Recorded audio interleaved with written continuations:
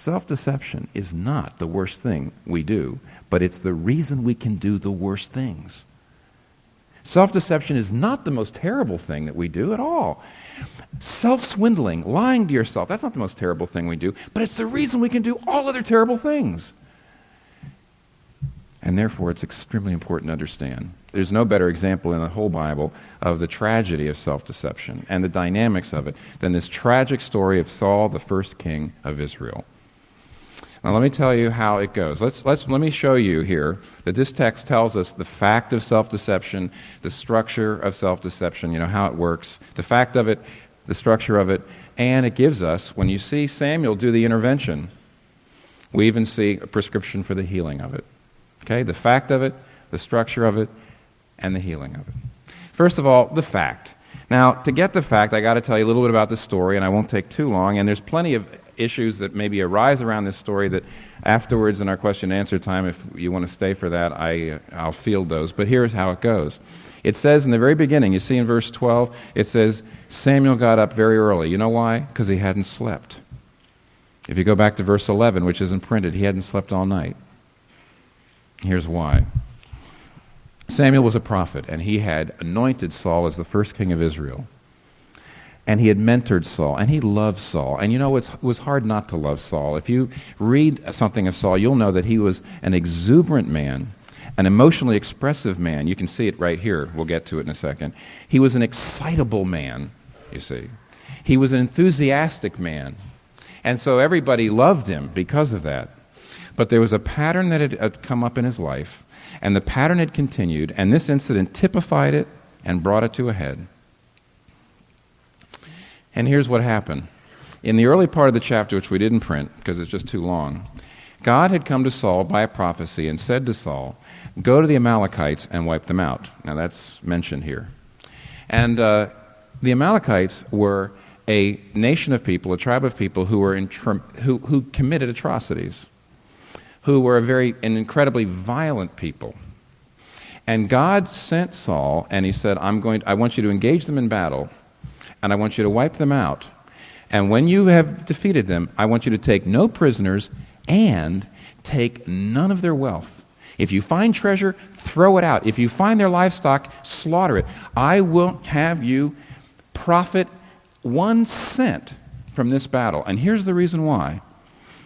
God had sent Saul to do an act of justice, not an act of imperialism.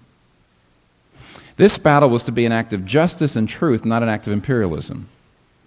You see, when you have a group of people like the Amalekites who are marauding and they were doing all sorts of atrocities, the only thing to do to stop a group like that is to do an act of justice.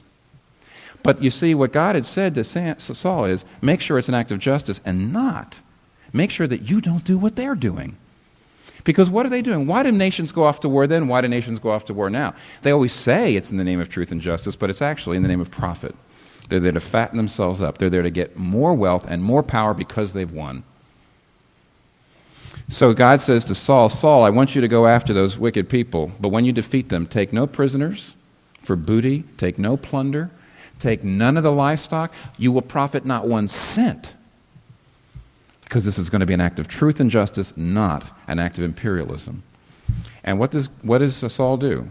When Saul defeats them, God helps him in the battle. But then what Saul does is he brings home, he captures, and he saves the life of Agag the king, and he brings home the majority of the best of their livestock, which is the best of their wealth.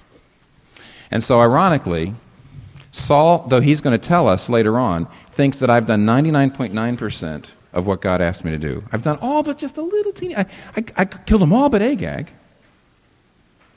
I slaughtered everything but the best of the sheep. I did 99%. Actually, he has done 0%. Because what he has done, he has actually done, he has become the Amalekites. He has done the very thing that God said we have to punish the Amalekites for. Did you remember... You remember Henry V? In Henry V, at one point, there's this sort of long discussion. This is before the battle of the English and the French at Agincourt. There's this long discussion about that in battles. What would happen is your regular soldier would get slaughtered, but the nobles, the kings, the officers, they would always be captured. Why? Because they were worth money. They could get ransomed. And so they never died. There was no problem in their battles. So the inequity of it, whenever wars are fought, it's always supposedly in the name of truth and power, but really people go off, nations go off to just accrue wealth and power. It's a power grab. And Saul has done the very thing that God hates. And he comes, Saul's been doing this all along. So then God speaks to Samuel that night, the night before, and he says, Samuel, I've had it. This is the last time. This is what Saul has done. He's been continually doing it. He's been moving in this direction of being the very kind of king, which is a stench in my nostrils, and now he's there. Go tell him tomorrow, I abandon him. I no longer honor him as king of my people. And we're told in verse 11 that Samuel was up all night crying and praying and had gone into tremendous grief because he loved Saul. And he goes to see Saul. And Saul comes out, and the translation kind of brings it across. Saul comes out with an unusually, the lady doth protest too much, an unusually enthusiastic and excited response. The Lord bless you. You know what he's doing? He runs out and says, Samuel, my father, what a day. The Lord is with us. The Lord has blessed us. The Lord has finally given us this victory. The first time I have been victorious. We've been victorious over another country. Oh, what a day this is going to be. I am preparing the greatest worship celebration you've ever seen. Everything is prepared. We've got the sacrifices all prepared, and I want you to preach the sermon. Here's the fact. What has Saul done? Saul is completely oblivious, and yet he's not. Here's the definition. Self-deception is, you know the truth. Self-deception is the ability to know the truth but not know the truth because you don't want to know the truth.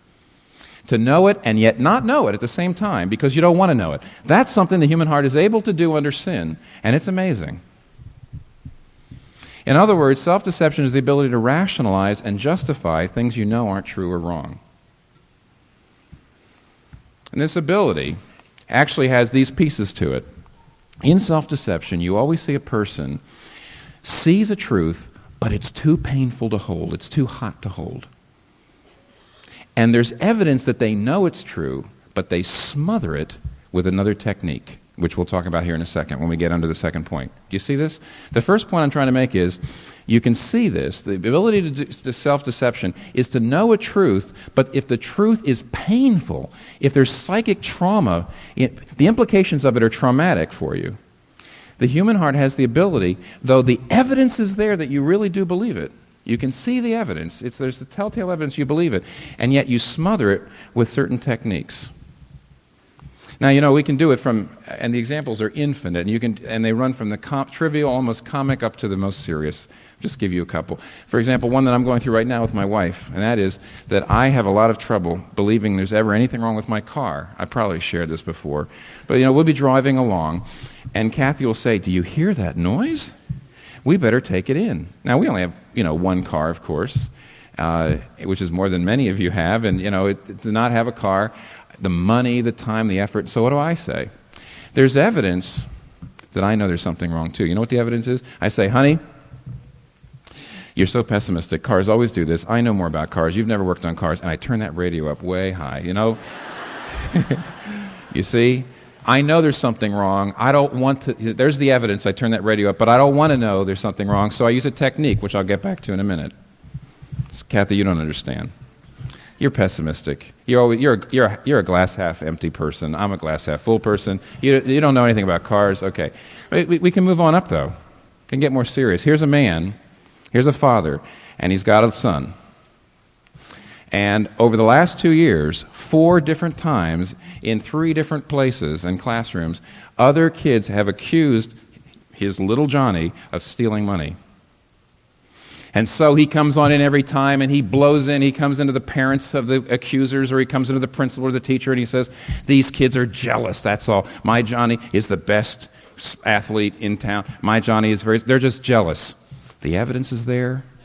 You see, the truth is, my son's a thief. It's too painful to hold. The evidence is there that he knows it. Why? Because he locks his own wallet up. But he smothers it with a technique. me go up one more step. Here's a lady, and she's a talented musician, and she was sort of raised in a kind of religious home, and she moves to New York, and now she wants to break into, the rock music era, you see. And you know what? The truth is, and she knows down underneath, that there is a God, and there is a right and wrong, and there are moral absolutes. But it's very painful for somebody who desperately wants to be accepted, to be seen as cool, to get the gigs, she wants to hang out, to be accepted, and sure,